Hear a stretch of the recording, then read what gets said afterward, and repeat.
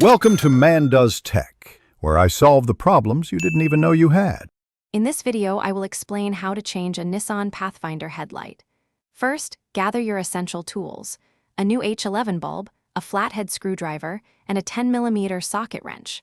Always ensure your vehicle is completely turned off and the parking brake is engaged for safety before you begin. Then, open the hood and locate the specific headlight assembly that requires service.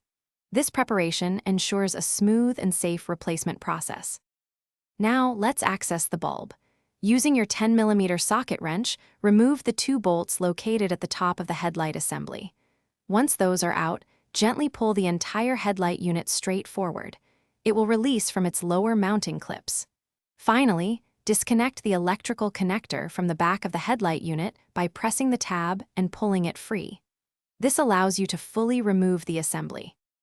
With the headlight assembly removed, it's time to replace the bulb. Locate the H11 bulb at the back of the unit. Twist it approximately 1/4 turn counterclockwise to unlock it, then gently pull the old bulb straight out. When handling the new bulb, avoid touching the glass with your bare hands, as oils can reduce its lifespan. Insert the new bulb, align the tabs, and twist it clockwise to secure it firmly in place.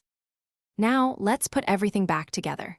First, reconnect the electrical connector to the back of the headlight assembly, ensuring it clicks securely into place. Next, carefully slide the headlight assembly back into its lower mounting clips, then align the top bolt holes. Reinstall the two 10mm bolts and tighten them snugly. Finally, turn on your vehicle and test the new headlight to confirm it is working correctly. Thanks for watching. If you found this helpful, don't forget to like and subscribe.